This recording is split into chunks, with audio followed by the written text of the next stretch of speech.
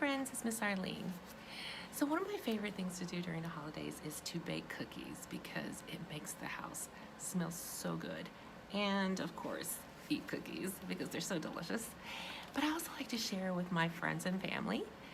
So I was really excited to see this cute little book called A Christmas Cookie Exchange. Exchange means you're going to trade. Like if I give you some cookies and you give me some cookies, we exchanged cookies. This was written by Sheri and illustrated by Ilona Stuijt.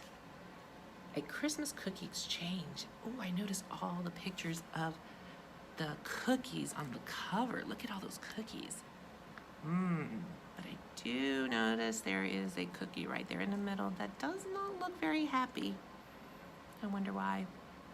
Let's find out. December, that magical time of the year when good friends and family spread love and good cheer. With invitations delivered, the trees and halls trimmed, it's time for a party. Let the festivities begin. The doorbell sings sharply, its voice holds a note, as excited guests enter, bundled warm in wool coats. Hugs, laughter, bright smiles are in view all around. Exchanged are the packages, bows drop to the ground.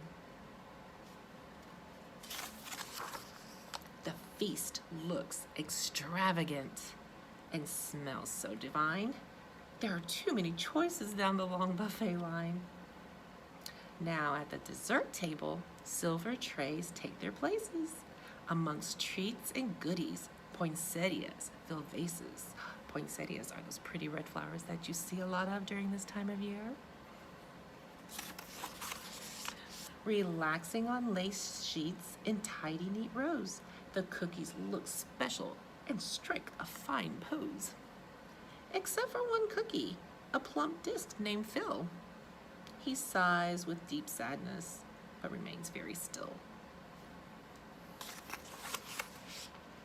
Why can't I be fancy with sprinkles and icing, or chocolate or almonds or cinnamon spicing?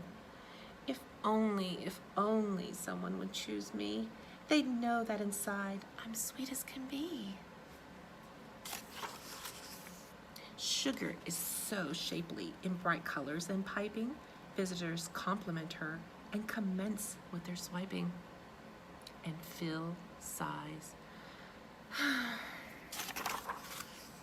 Why can't I be fancy with sprinkles and icing, or chocolate or almonds or cinnamon spicing? If only someone would choose me, they'd know that inside I'm sweet as can be. Then Phil slowly slides over to make room for the man. A ginger, he's spicy and has many fans. And Phil sighs. Why can't I be fancy with sprinkles and icing, or chocolate or almonds or cinnamon spicing? If only someone would choose me, they'd know that inside I'm sweet as can be. Phil sees Coco beside him with her shiny rich cape. She entices the grazers and makes her escape. And Phil sighs. Why can't I be fancy with sprinkles and icing, or chocolate or almonds or cinnamon spicing? If only someone would choose me, they'd know that inside I'm sweet as can be.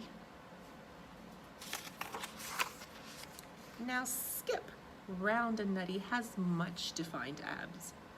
Although some must avoid him, he gets many grabs. And Phil sighs. Why can't I be fancy with sprinkles and icing, or chocolate or almonds or cinnamon spicing? If only someone would choose me, they'd know that inside I'm sweet as can be.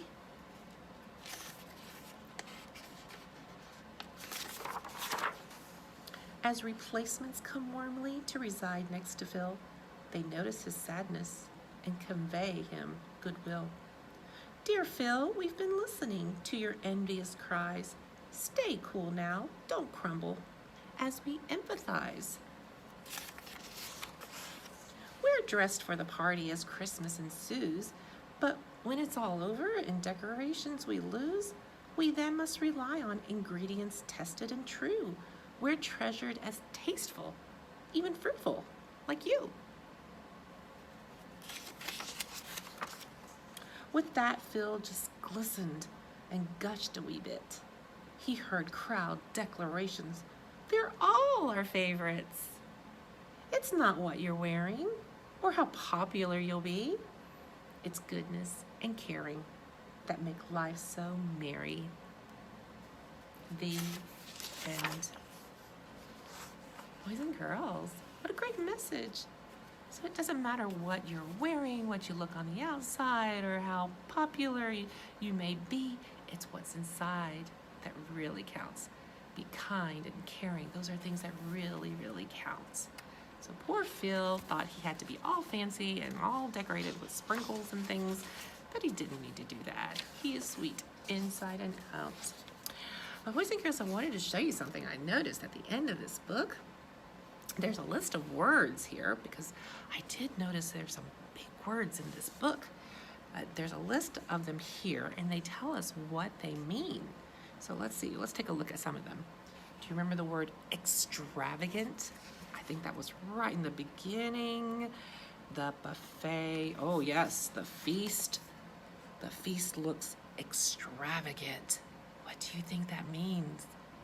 Extravagant. That means it's extra special. Extra special.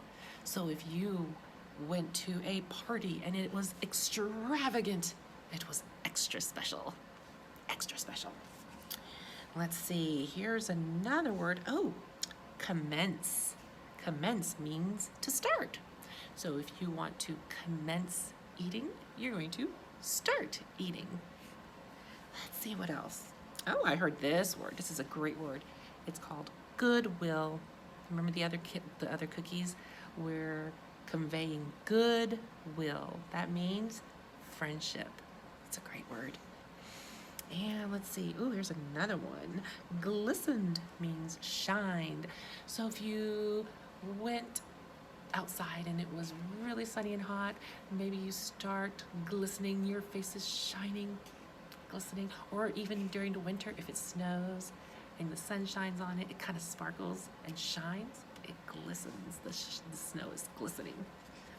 All right. And how about empathize? The other cookies were empathizing with Phil. That means they were showing caring. They're show caring. They were empathizing with him.